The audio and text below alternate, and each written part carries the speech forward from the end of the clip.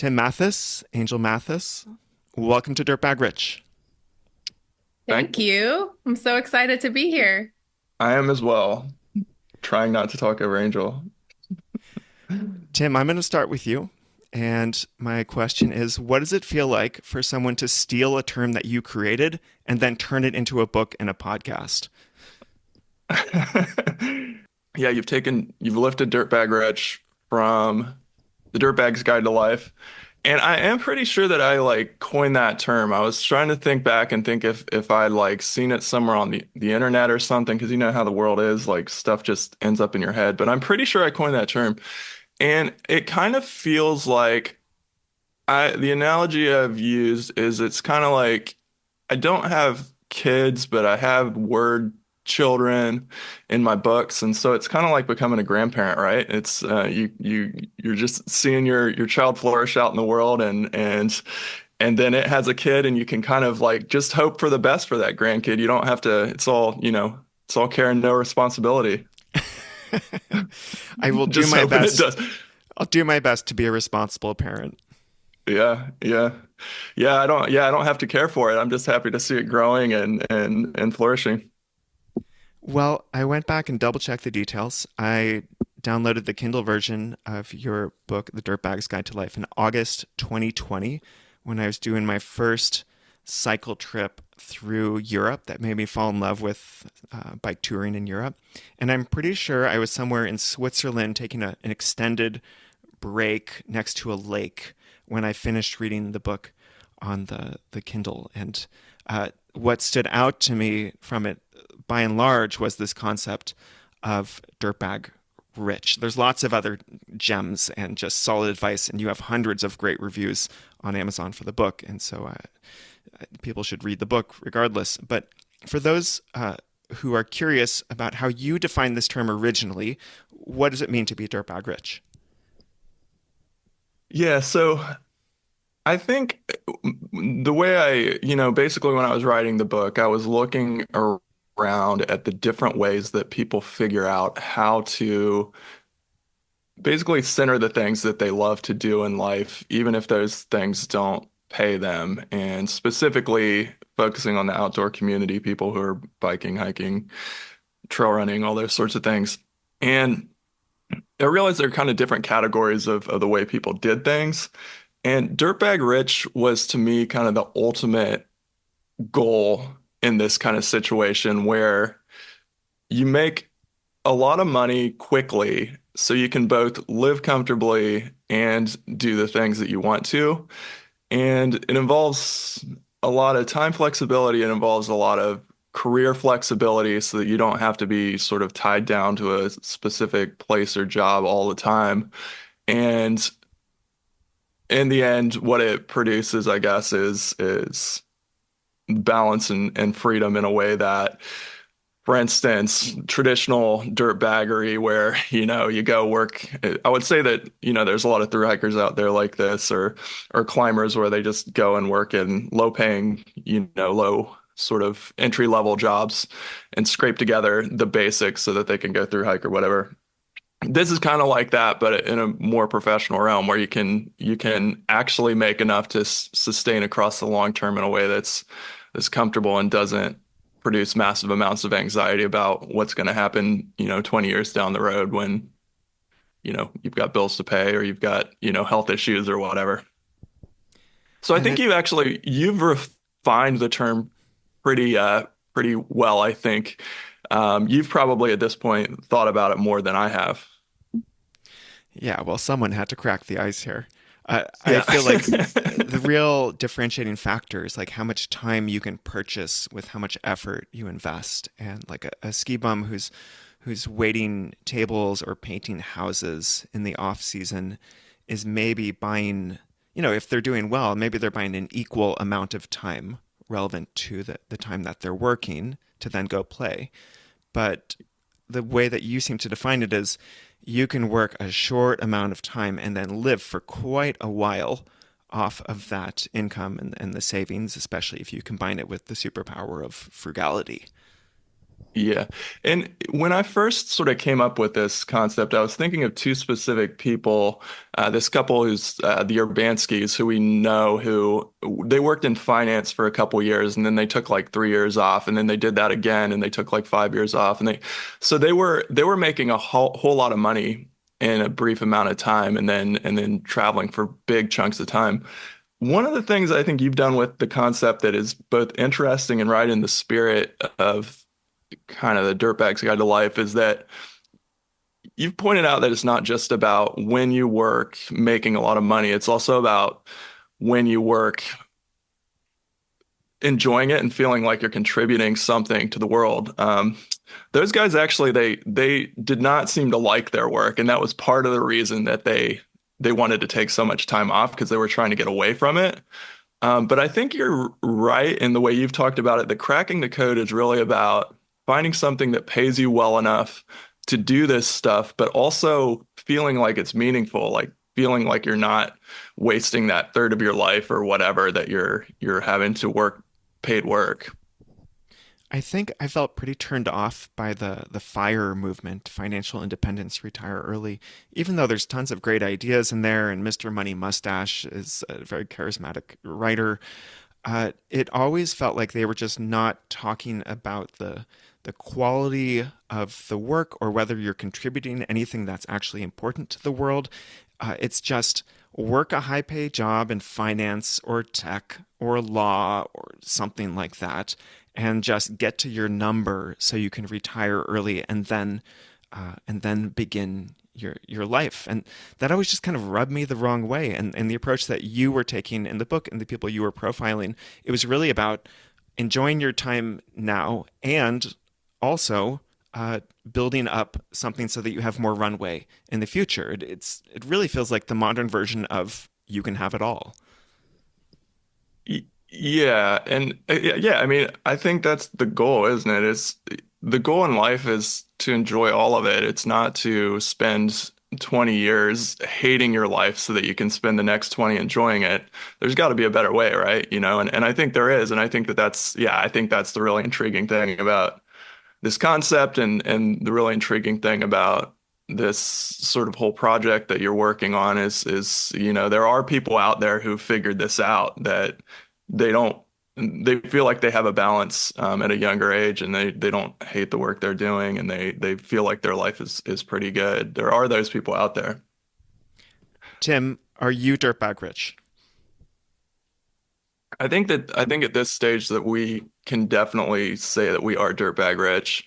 It's um I don't think that I felt like I was when we started doing what we're doing, which it's been about, so just for a little background, I suppose for listeners, it's probably been about 9 years now since we kind of quit our normal life. Until we were about 35, both of us worked relatively normal ways. We were either working or studying pretty much our whole adult life. But after 35, we really haven't done that. There were a couple years during COVID when we were working more, but outside of that, we have both worked, part-time. I'm per diem as a nurse, which means that I kind of make my own schedule and I go in and fill holes and that sort of thing. And I go in when I want to and I don't when I don't want to. Angel has worked a mix of contracts, part-time jobs where she can make her own schedule and similar kind of roles to what I'm doing. So we've both had a ton of time flexibility for about 10 years, and both of us have over the year probably worked about half time. Um, in those 10 years are, you know, we have done a ton of stuff. We've traveled kind of between 3 and 6 months, pretty much every year outside of COVID.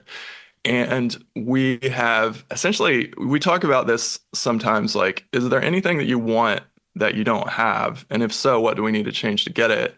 And it's been pretty consistent when we return to that question that no, we're doing what we want to. I'm like, I actually can't think of anything that would change.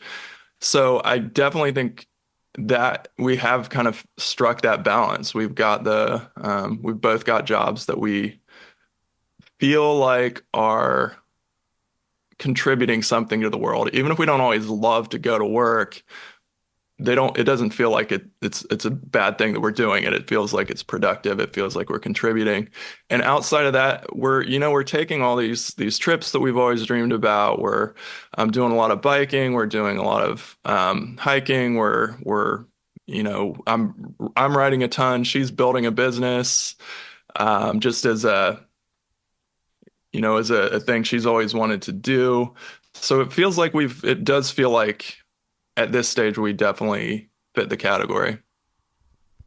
So we're going to talk with Angel in the second half of the episode, but for now, I just love to drill in a little bit more to the meaning question regarding your work. Tim, can you talk a little bit more specifically about what you do and what convinces you that you're having a positive impact? I think a lot of us like to believe by default that we're doing something that's good, but the question is always, are we fooling ourselves?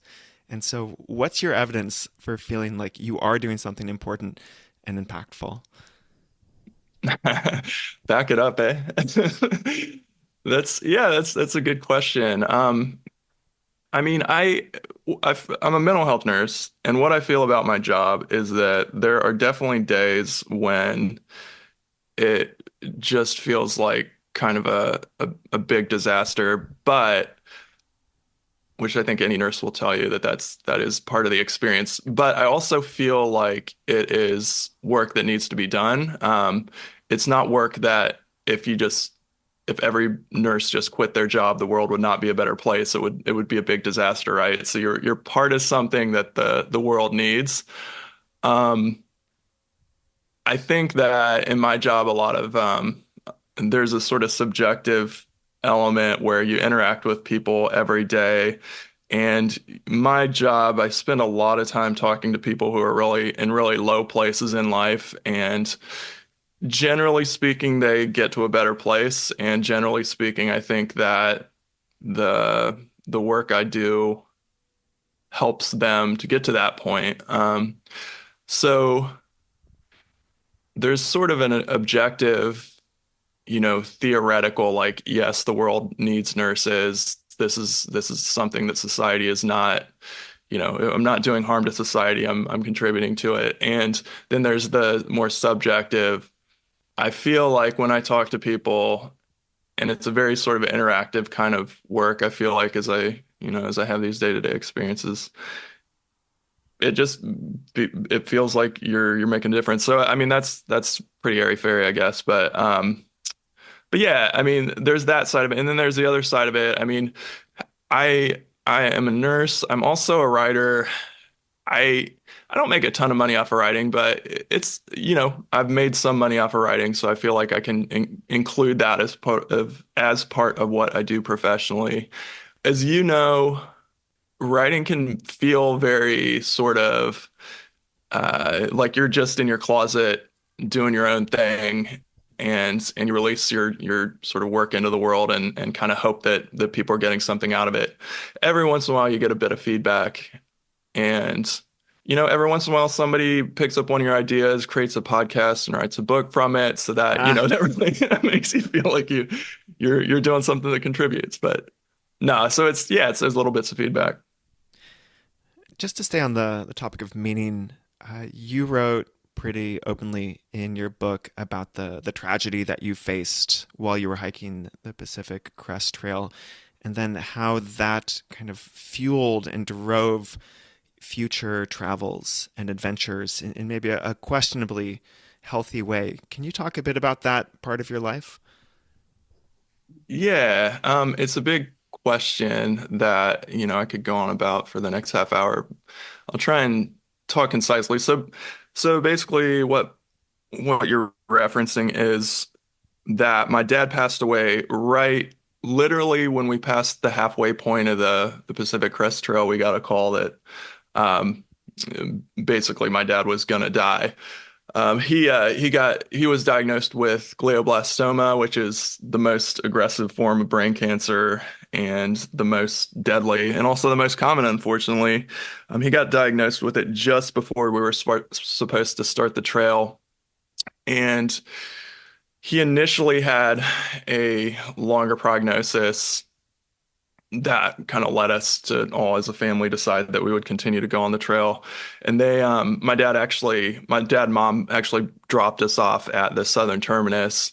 So he was well enough at that point to be a part of the experience. They met us along the way. But then, yeah, things progressed really rapidly, unfortunately, and he died.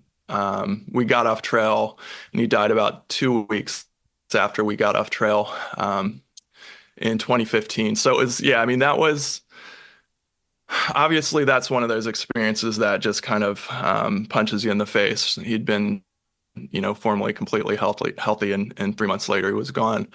Um, so what that did, I think, at that stage, because we were already in the middle of this massive life event that had required us to quit our jobs, rent out our house, pack up our things, do all that stuff. It basically hit us right at a time when we were completely free to make decisions about the future. It also hit us right at a time when this is really our sort of dirtbag boot camp, the PCT was. And so we were learning to live on next to nothing. And so we realized through both the trail and through my dad's passing that one, we could do a whole lot of things with the resources we had, and two, we had no guarantees that our life was gonna, that we were gonna have long, healthy lives that would allow us to do these things we wanted to in the future. And so it just drove a lot of decision making. After my dad died, we got back on trail, and we did finish it out. And it was, I mean, that feels like a real dark night of the soul kind of experience, that second half of the PCT to me. It feels, when I think back on it, it feels like a black tunnel in a lot of ways, despite the fact that it was just, really gorgeous and the experience of a lifetime and all that. It was emotionally just a really hard time. But what it did in that second half is gave us a ton of time to think about what was next. And what was next ended up being another year of travel after that, and then a pretty radical reorientation of our life. That was when I mentioned before that we kind of never really for the last 9 years, we haven't really been doing full-time work. We've been having a much more flexible life. And that was definitely a key part of the decision-making process, is going through that experience. And it's just that basic thing of, it's a real direct object lesson when one of your parents dies young, that nothing's guaranteed. And so you better make the most of it now. That's part of the same thing you're talking about with fire. It's like, I'm not going to spend the next 15 years miserable because I don't know if I have 15 years. So that, I think that sort of being confronted with death can be a really, it can be a thing that drives big decisions earlier in life if it happens to you. You also wrote about dirtbags who end up traveling and exploring kind of ad infinitum, and in this more drifting, meaningless way. So I'm quoting from the book here: the ski bum who drinks and skis not because it's awesome, but because they can't figure out anything else to do with their life is a real sad thing. And so it sounds like you were in Latin America for a year after the PCT. You were kind of being driven by the need to process, your dad's death. How did you escape kind of falling into that black hole that you describe some dirtbags falling into, of just perpetual exploration for exploration's sake? Yeah, this is getting heavy. Um, so I do think this is a thing, right? I think that there's this real magic about travel and adventure that can hit you and sweep you up and suck you in and get you sort of set on a track and making decisions that gets you centering your life on those things. And then I also think that just if you're not doing anything with that, it feels like hedonistic, basically, right? Like eventually, for me, and this probably had to do with the fact of my dad having passed and that sort of thing. So I already had a lot of negative emotions going on, a lot of intense sort of processing happening. But after about, for me, after about 6 months of drifting around in Latin America, I just felt like I was just like, walking around looking at pretty things and not really doing anything with it, right? We were kind of sending reports back to friends and that sort of thing. So it just felt like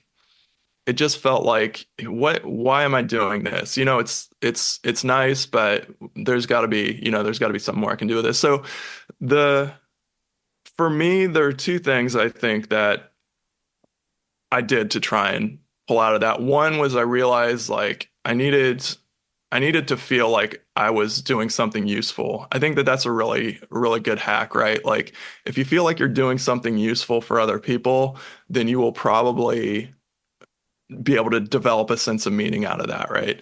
So for me, the things were it was going back part-time to nursing. It's nursing is hard and terrible, but also yeah, you do get a sense of meaning when you go to work a lot of days. And then also I think like the other bit of it was deciding that I'm gonna write. I Writing is a thing that I always wanted to do when I was a little kid. I was a huge nerd, like little reader when I was a kid and always been kind of that person, and writing was always something I wanted to do, but never really felt like I could, or it wasn't really a path that I had the luxury of going down, bills to pay and all that. But when, again, like during that period, it was like, no, you know what? Actually, I'm gonna try and do this. I'm just gonna see what happens and I'm gonna write. And so that across time really developed into another bit of what provides life with meaning during these periods when I still have tons and tons of free time, but during that free time, I feel like I'm doing things that are meaningful because I'm working on writing projects and doing this stuff that I get things out of, and I hope other people get things out of as well. I feel like you really just touched on the difference between someone who just wants to stop working, kind of escape the rat race, which is a very common dream. It's almost part of the American mythology now, versus someone who wants to be a dirtbag or become dirtbag rich. And the latter person is striving towards something positive. And so that could be improving as an outdoors person. In your case, it's continuing to nurse, even if it's half time, and writing and feeling like you're somehow contributing. And I think this is what a lot of people struggle with when they get some sort of financial windfall or they exit from a company or they try to do this early retirement thing. It's like they go from kind of meaningless work into like meaningless drifting around the world and checking off bucket list items that seemed profound 6 months ago. And now you're like, what am I doing in Cambodia? Why am I down here? It is pointless. And so that's why I wanted to get you to share how you escape that, because I feel like it's somehow at the crux here. There's one other thing I have to get you to talk about, Tim, and I'm just going to ask the question very directly. Did losing your faith connect to you becoming a dirtbag? Or are these two narratives linked together? And can you please give us a little bit of backstory regarding the faith also? Yeah. God, this man, I didn't know it's death, losing faith in God, like These meaninglessness. are the softballs, okay? I'm Sorry, making it easy yeah, for you. yeah, yeah. The theme is meaningfulness, Okay, though. yeah, yeah, that's true. That's true. Yeah, no, we're getting right into the nitty gritty of it, and I think it's good because yeah, I absolutely think this is huge, right? I think that some of the reasons that people pursue this kind of alternative approach to life is that they've got this deep sense that something is not right and that there's got to be a better way, right? And I feel like that was so, yeah, for just again, very brief backstory on a very big topic. I was raised in a fundamentalist kind of Christian environment and really embraced it full on in my teenage years, and then lost faith in my early 20s in that sort of expression of Christianity. And then for about a decade in fits and starts, I tried to make like progressive Christianity work. I was part of the Episcopal Church, and I was working towards becoming an Episcopal priest for a while. And then that just kind of all burned down as well, right around when I turned 30. And I wrote a book about that if people want to know that full story. It's called I Hope I Was Wrong About Eternal Damnation, which I still think is a pretty good t title. And when that happened, I really think like the outdoors was kind of the thing that saved me, in the sort of literal figurative sense or whatever. Because the thing is with a religion is like it's hard to explain to people outside of the religious world, but I think people who are in the religious world get it that it essentially is your entire life, right? It's your friend group, it's your weekly structure, it's your sort of way of thinking about the world, it's your social time, it's your, for me, because I was working in the church, it was my career. So it was literally like everything just burned down. And when that happens, it just screws you up, right? Like, so it's a divorce. Divorce is probably the most relatable analogy. It's got a lot of other complicated nuances, but what happened after that is I needed something that felt good. I needed to find a different sort of part of myself and different path. And we started running directly after.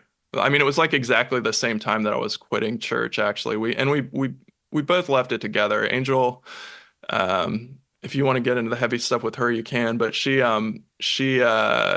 probably checked out well before I had, because she was watching me go through all these miserable experiences and like this is dumb. We need to leave. So she'd probably checked out before me, and so by the time I left, we just kind of fully cut ourselves off from the religious world. And we started running at the same time, and that quickly developed. We were in Seattle, and it lived right up the road from actually the shoe shop that figured prominently in Born to Run, if anybody's read that book. And we actually latched onto some of the folks who were kind of around the edges of that book. And we got it. So what that meant is we got really into trail running, we got really into ultra running, and that really became the structure and center of our life. It gave us, it gave us, it's how we met a big new friend group. It's how we sort of reestablished some of that sort of weekly structure. Instead of going to church, we were going on long runs on Sundays. Instead of, going to like, after work, instead of going to churches, we were going to the mountains outside of Seattle, and it provided a structure. I mean, just also like just produced a lot of really positive feelings at a time when I was having a lot of negative feelings. There's something true about the like exercise produces positive emotions, and so diving fully into it, I do think a lot of people who get really extreme in outdoor sports, there's a lot of them who are coping with something, right? They're coping with a lot of intense life experiences in their past or whatever, and they've got a lot of anxiety or whatever, and so you use the outdoors as a way to regulate that, and it works. I mean, it for me it worked. It put us on a much better path. I feel like, I'm almost 15 years out from that now, and I feel like my life has been dramatically improved for having gotten sucked into the outdoors. Trail running advanced into a lot of other directions with through hiking and getting into paddling and a bit of cycling and that sort of thing. So it really has been a thing that I think that, yeah, is I'm really glad that we found that so shortly after we left religion. Have you ever gone so far as to call nature or wilderness your religion or your church? I mean, because I feel like I don't want to. this is going to sound bad, but I don't want to demean nature that way. No, because I definitely think that nature is sort of my spirituality now, right? Like going outside and going for a walk, or going to the hills or whatever is sort of my expression of spirituality. I think that that's actually a deeply American thing too. It's one of Mm, the things I've I started to agree. realize is like this is part of what helps me feel some positive feelings towards my sort of cultural background as well, is that there's this deep vein of like, wilderness as being this transcendent sacred place that I think as I've gotten older, I've started to see as like this is actually a cultural expression as well. It's a pretty universal thing, but I think that it's a thing that connects me with my Americanness as well. And the it yeah, I'll leave it at that. But yeah, yeah, I agree that the this idea of being a dirtbag who's totally dedicated to being in the outdoors, there's a reason that its cultural center is the Western United States. Uh, there's many reasons that we could spend 60 minutes talking about those reasons, but instead, I want to hit you with one final question, Tim. It's actually an easy one, and then we'll hand it over to Angel. So you've written three books, unless is it four books? Tell me what you've written and tell me what you're working on writing in the future. yeah. Yeah, I've written three books. So the first book I wrote was the memoir about leaving religion called I Hope I Was Wrong About Eternal Damnation, which also is kind of a travel book because huge amounts of the reason that I ended up outside of the religion I was raised with was that I traveled a lot and I got exposed to a lot of the world that kind of blew my mind. So that was the first one. The second one was The Dirtbag's Guide to Life, which, yeah, if you're listening to this podcast, I'm sure you will like that book. You should check that one out. It's maybe self-explanatory from the title. The third book I wrote is a guidebook to the Camino de Santiago, which is uh, the Camino was also, it's funny, if you know anything about the Camino de Santiago, you know that it's historically a religious pilgrimage. It's a trip that Angel and I took as we were processing leaving religion, and it kind of cemented that decision. So it kind of did the opposite of what you would expect. So I wrote a book it's about how to have a pilgrimage, really, specifically focused on the Camino. It's called The Camino for the Rest of Us. Next projects, I've always got multiple irons in the fire, but I'm gonna release a book of short travel stories probably early next year. I don't know what the title is going to be yet, but that'll be coming soon. And then I have this sort of developing idea for a book about through hiking that I think will be the next project that is kind of going to be wrestling a little bit with some of the stuff we've talked about already, actually, about what makes through hiking so transformative for so many people and kind of putting through hiking and its lineage along like traditional concepts like pilgrimage and that sort of thing. So Mm, so I'm wrestling around with what that's going to look like. It's the project that I feel like I'm most excited about right now. awesome. So that's And coming up. for people who want to follow along and find out when your new writing comes out, what's the best way for them to do that? Yeah, follow me, go to my website and sign up for the mailing list at timmathiswrites.com or go to my Instagram, which is at dirtbag guide. There's no S because somebody had already taken Dirtbag's guide, so at dirtbag guide. Thanks so much, Tim. Angel, welcome to the show. Thank you. This is a tough act to follow. Well, I'll make it easy for you to get started. In which ways was Tim lying, oversimplifying, or otherwise glossing over the truth?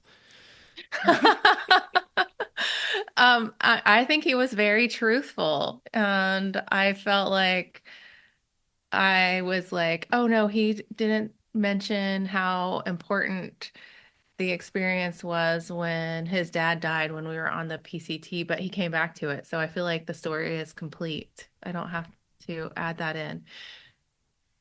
I've been told that you're the numbers person in this relationship and that I am the numbers person. Tim doesn't know anything about the finances. He just swipes his credit card and food appears. And you're the one who makes sure that the engine keeps running. Yeah, tell me about how your relationship works, how you work together as a team to, you've had this long history of doing cool adventures with each other, especially ones where you're around each other all the time through hiking. And I think there's a lot of people who just want to know how relationships like this work. So tell me what it's like from your perspective. The really funny thing about us is that I might know everything about the numbers behind the scenes, but whenever Tim and I are out doing things, traveling, exploring, I never pay. So Tim will be at the cash register paying, and I'm like wandering around somewhere, checking out the shop or looking and seeing what I can find. And so Tim spends all the money, but I know everything that he spends it on. And I'm usually part of the reason that he's spending too. So how else do you work together? What are your differences? What are your strengths? How do you compensate and complement each other? Well, we have such a I think a really strong partnership in the sense that we balance each other out so well. So Tim is very thoughtful. He's a deep thinker. He writes amazing books. He writes in a way that brings people into his world. And I am whimsical, fly by the seat of my pants. I tend to dream up the weirdest ideas and then pitch them to Tim and see what he thinks. And then somehow we always find ourselves on these weird, crazy adventures. And I feel like that's a really good mix. Yeah. Would you agree? Yeah, I mean, I think you say you're whimsical, but I mean, Blake's original point, you are super organized when it comes to you, and you always have been when it comes to finances, and that's been the foundation of what's allowed us to live this way. Yeah, that's true. Let me dig into your deep history here, Angel. When was a high point in your financial health as a couple, and when was a low point? When were you feeling the most insecure or anxious about the future? Let's start with a low so we can end on a high. So I would say a low point for us was when we had both graduated university the first time around and we didn't have anything. We had negative numbers. Um, we had even met with a financial advisor for help because neither of us are from generational wealth. Neither of us are from backgrounds where our families automatically know how to make money turn into more money. So that is not where we came from. So we met with a financial advisor and we laid out our tiny accounts to her and described like, hey, we have thousands of dollars of student loan debt, but that's okay. We want to buy a house and we want to start investing. And she laughed in our faces and it was so embarrassing. We were like so humiliated. I would say that it was such a low point for us because here we are, we've both graduated college. We both feel like we are at the top of our game. We're going to make income. And she's like, you're a nurse, right? Where are you going to make money? Who's going to want to loan money to you? And it was just so embarrassing. I just made this embarrassment bubble up from the inside of me. My cheeks were hot. Everything was hot. That was such a low point. such a crush, such a blow, because here we are thinking we're going to change our financial future, and we have somebody who we think knows how money works telling us you're crazy if you think you're changing your financial future. That's basically what it felt like. We went on from that to do all of the things that we wanted without her help. We did buy a house. Um, we did work in our careers. We got graduate degrees, and we went on to that from that, and we were totally, well, I mean, we did great. We basically made working optional from the time we were 35 years old. And I just think back to her in that moment. And as much as I still feel humiliated thinking about it and even telling you about it, I also feel kind of grateful because I think it strengthened our resolve to change our future for the better Mm. and really be cautious with our money and our spending and establish a lifelong habit of frugality, really. So you've been on this very part-time work, lots of adventure path for about 9 years now. I'm curious, what does long-term security look and feel like to you, Angel, right now? How do you know and feel confident that you two as a couple are doing things right? You are set up for the future. You cannot worry so much. You can afford to not work full time. Essentially, I feel like the anxiety of the uncertainty of the future drives so many people away from even accepting a great situation because something bad might happen. Yes, that is so spot on. And I will be completely honest that sometimes I feel that too. I think that I don't know if it's just my background or if this is an inherent human trait that I think I sometimes slip into this mindset of scarcity, like I'm not going to have enough. And I constantly have to push back on that. And the way that I do that is very, very numbers focused. And so there's two types of security that we could talk about. There's like security with who I am and what I'm doing and am I doing the things that I want in life? And then there's financial security. And I really think that these two things can be completely separate. A lot of times we mix them together. But I will admit that when you know you have financial security, you feel a lot safer to do to pursue that other path of security. So when it comes to us and when it comes to our relationship, sometimes I slip back into that scarcity mindset. And the way that I can pull myself out of it is I go back to my exact numbers. I have a money method that I use, and I use it every single month. That takes me about 1 hour. And I'm able to really see, what is this coming from? Do I have any reason to feel financially insecure? And if I do, what can I tweak within this method to get me out of that? Now, that money method is, I can give you the brief overview of it if that's something you want to talk about.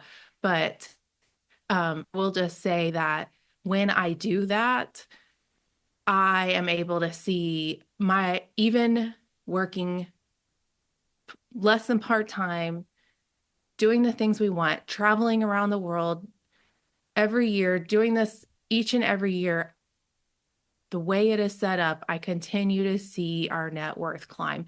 And this is when my mind of that person that met with a financial advisor all those years ago gets blown, because I'm like, how is this possible? How can I have done this for myself?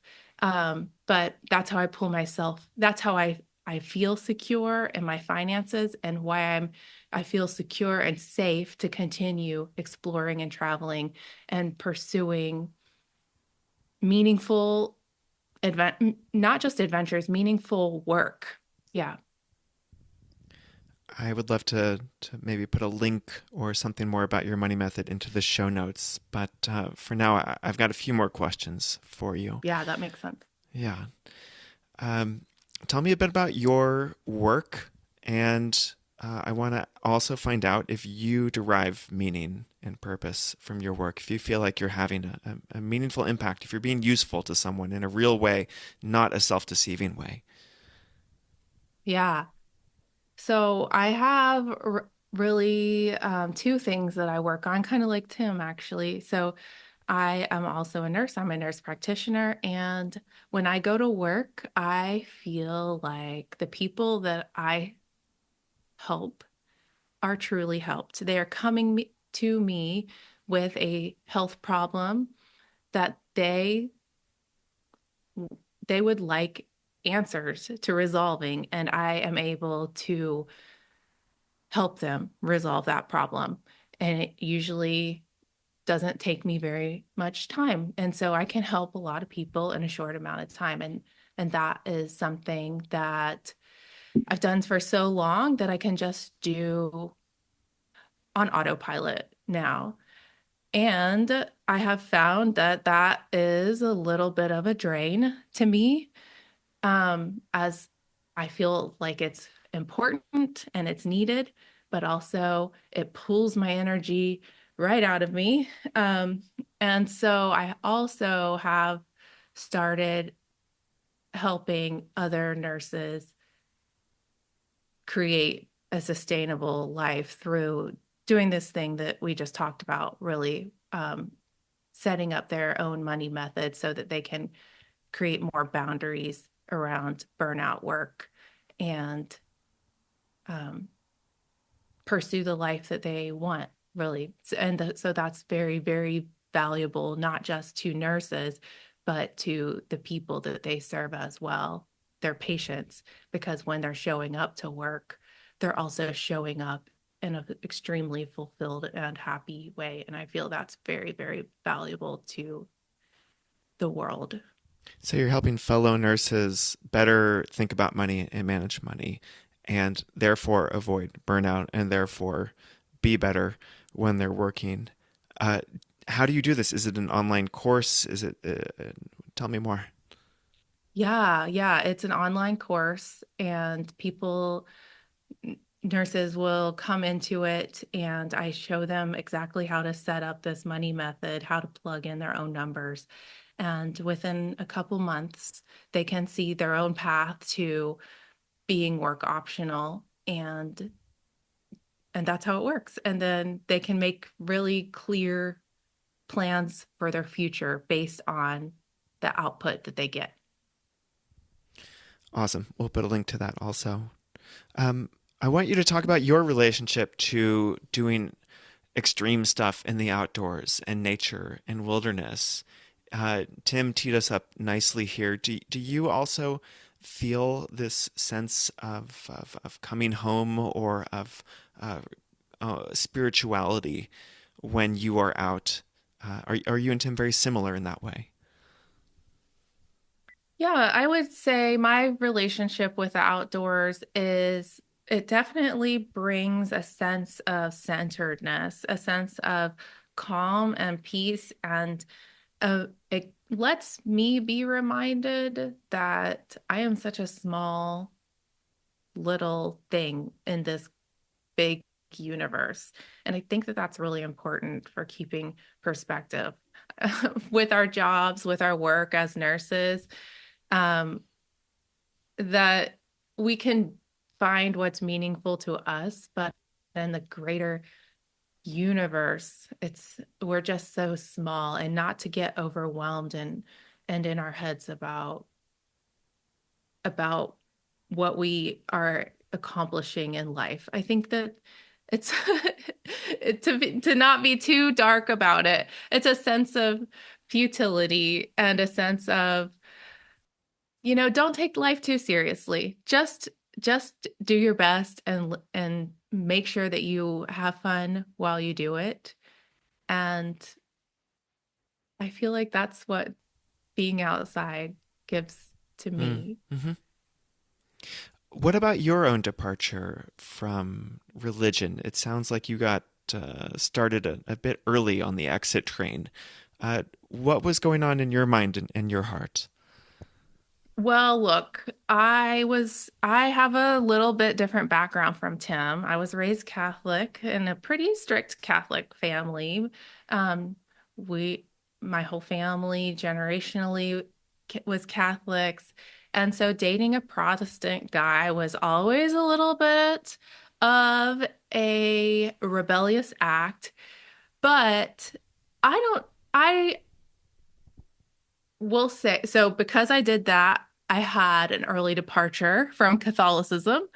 And then through my Catholic faith, I was baptized and confirmed. This is my greatest brag here that's coming up.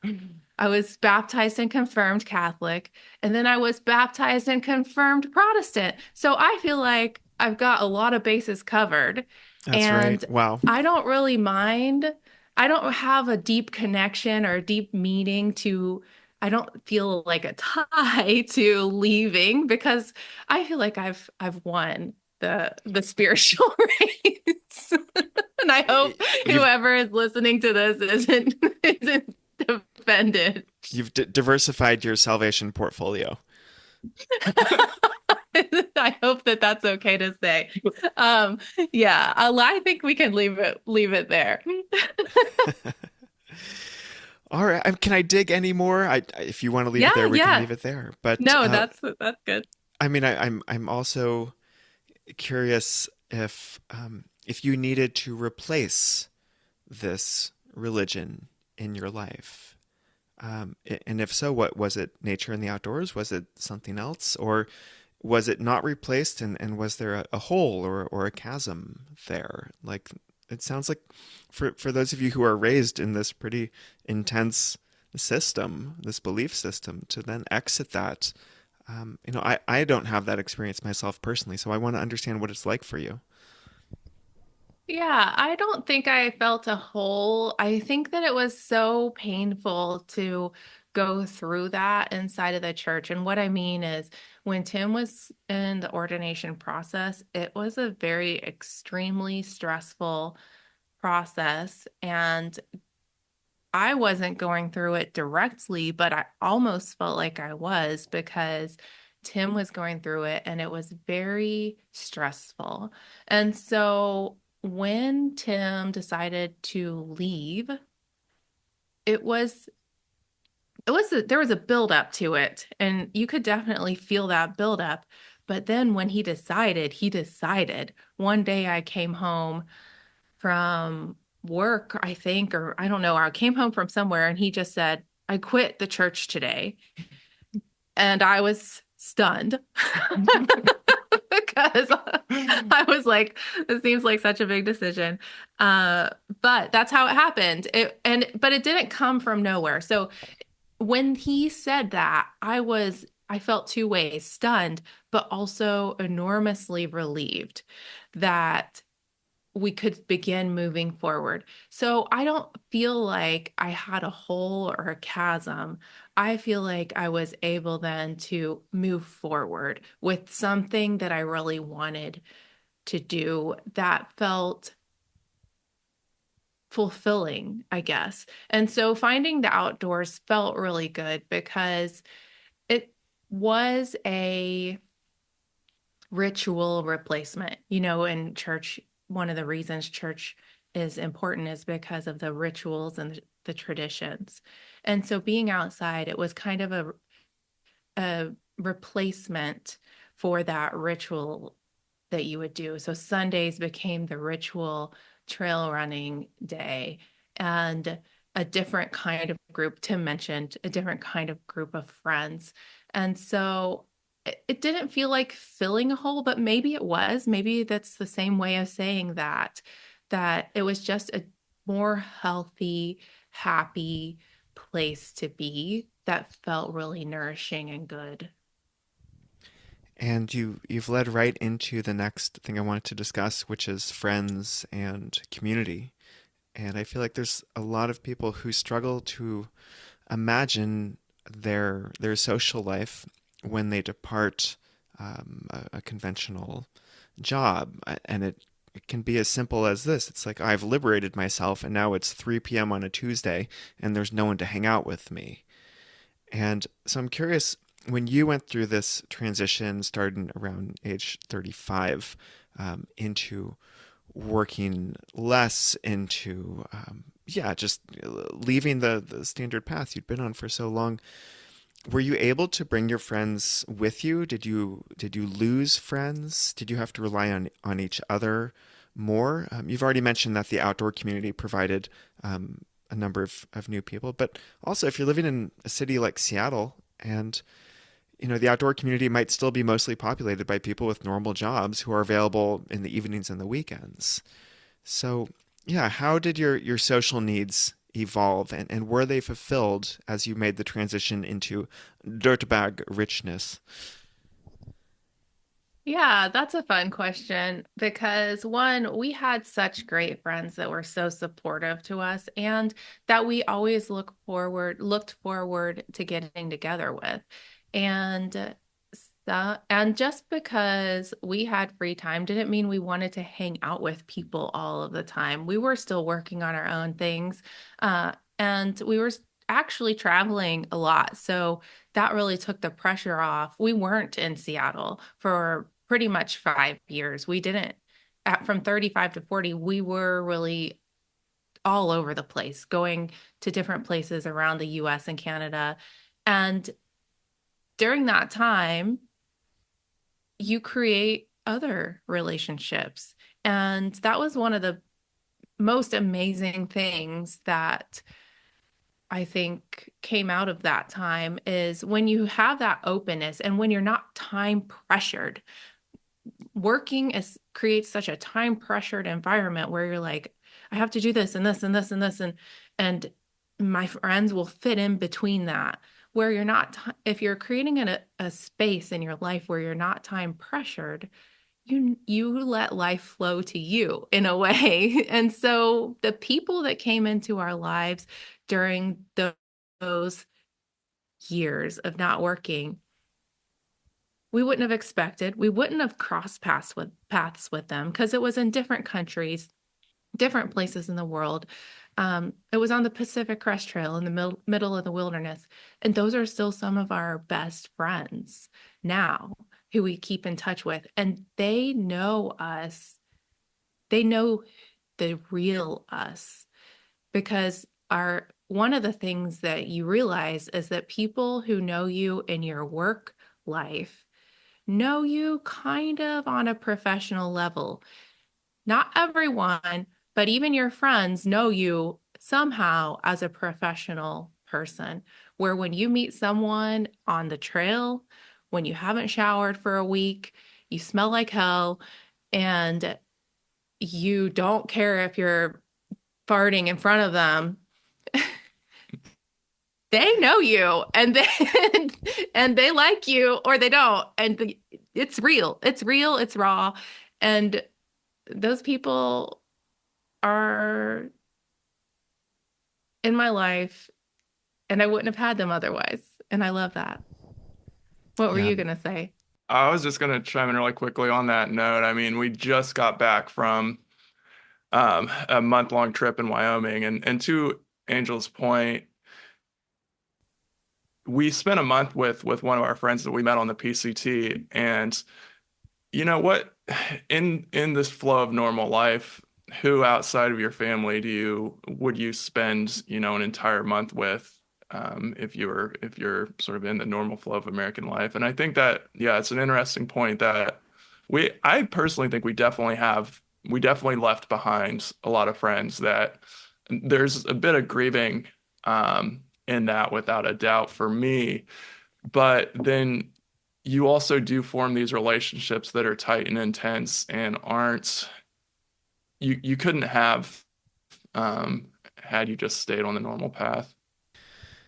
I'm curious, leaving the realm of friendship, is there anything else that you feel like you have had to sacrifice to get to where you are today? Maybe another way to say that is, what have you had to say no to get here? And Angel, maybe this is as the numbers person, the background person, maybe this is more for you when you've had to make these decisions. Maybe it's about spending, whether it's about where you're going to travel together, or if you're going to travel, how much you're going to work. Um, I'm sure everyone has to make a trade-off in order to live this kind of life. Like, what are the trade-offs that you've made? That's a really good question. And I guess you could call things trade-offs, but when you're living from a place of I get to have this instead, it's hard to feel like you're losing something. And so, sure, I maybe decided to take a trip to one place instead of another. But I still, like what would you say sacrifice? I mean, I think about like I yeah, I mean, there's two sides of this. One is I actually think we did in our 20s.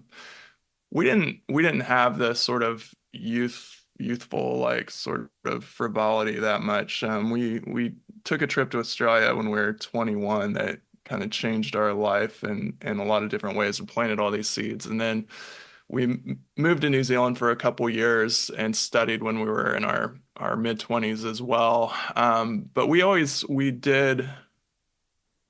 we paid some dues in the beginning, I think, to get ourselves out of debt and to establish a sense of like we're like Angel mentioned, neither one of us are people with any expectation of any inheritance. Neither one of us could really, if things collapsed, we neither one of us could really go back and live with our parents.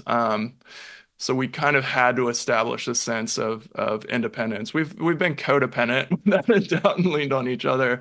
Um, but outside of that, I think that we made a lot of decisions in our sort of or early adulthood that eventually set up our path for where we are now.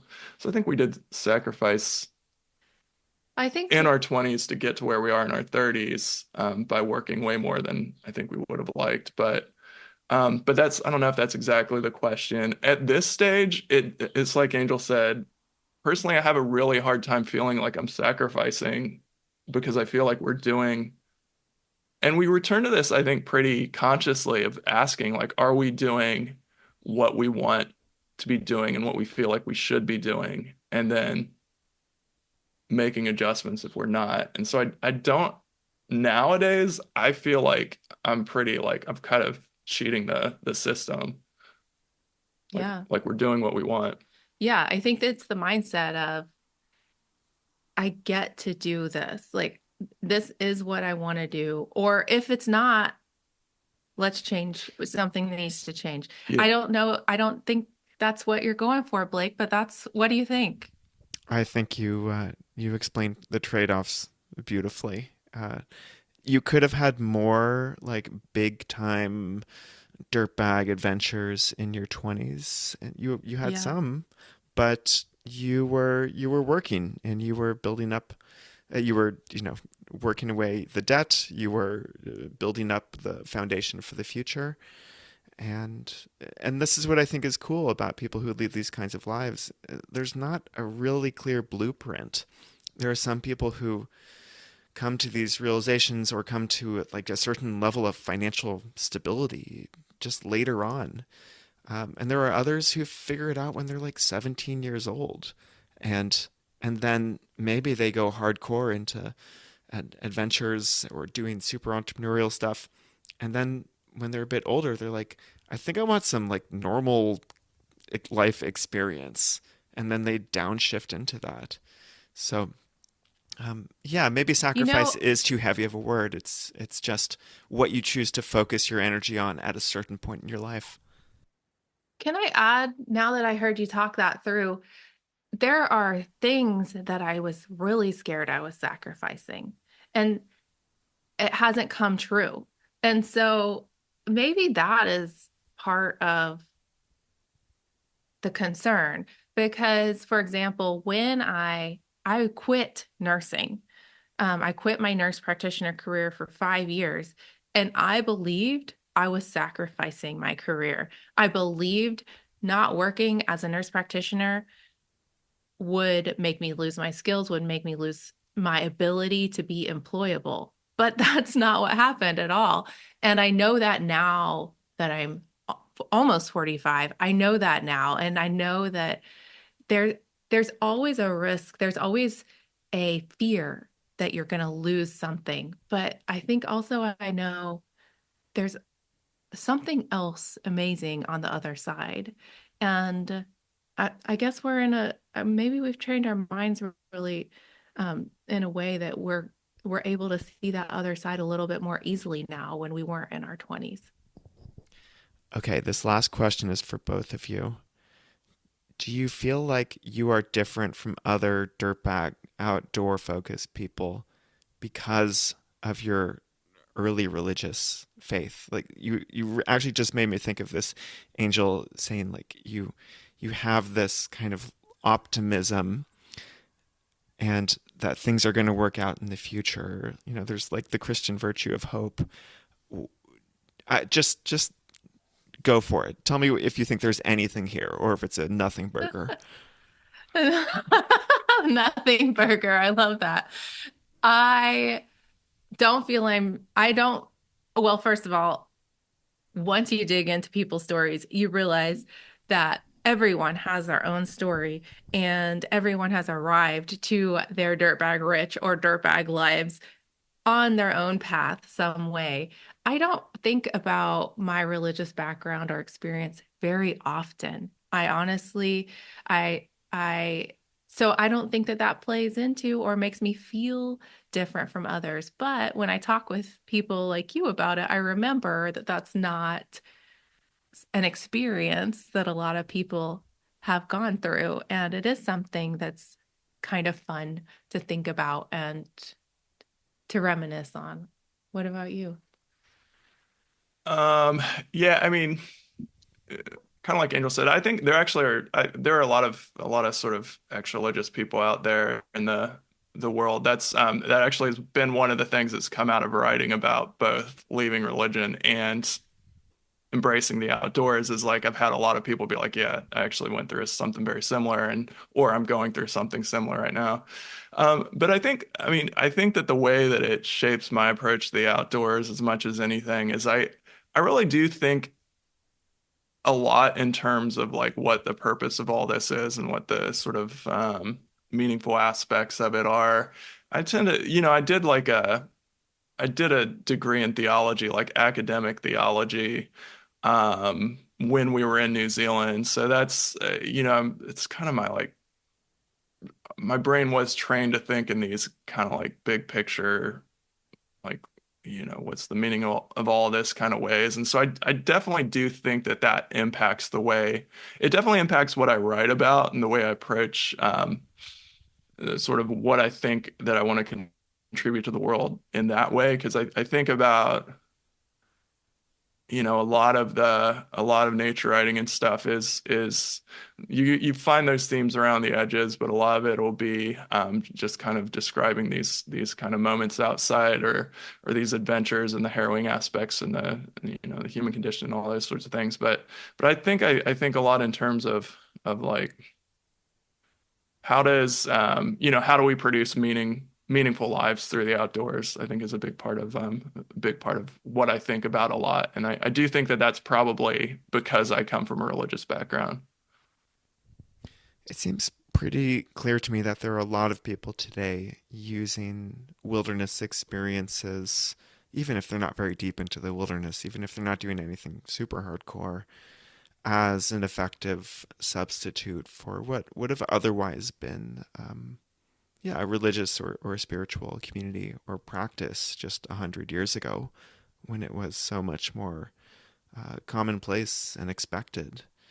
Um, yeah, I don't have any other insights to share with you on this. It's a back of the head, long term developing thought and awareness, and you two just seem especially dialed into this, thanks to your long experience in the outdoors, promoting this idea of being a dirtbag and your early religious backgrounds. Do you have any other profound wisdom to share on this topic before we wrap up? I don't have any profound wisdom, but it's just made me think that yeah, it gets back to this project on long trails and pilgrimage that I'm working on. That I think that you're right. We're post something nowadays. Even people who are are religious in a different way than they used to be. So I think there is something to this without a doubt that like the reason I think that dirtbaggery is properly a subculture. It's a loosely associated subculture, but I think that it's a group of people who are trying to find things from life that religion in the past has provided for a lot of people. So yeah, I think there's something to that that probably is worth, again, there's more to explore here. Book number 7. That's right. Yeah. Tim and Angel Mathis, thanks so much for coming on Dirtbag Rich. Yeah, thanks for having us, man. It's been a good talk. Yeah. Thank you, Blake. And thank you for doing this work and helping more people realize that they can do what they want.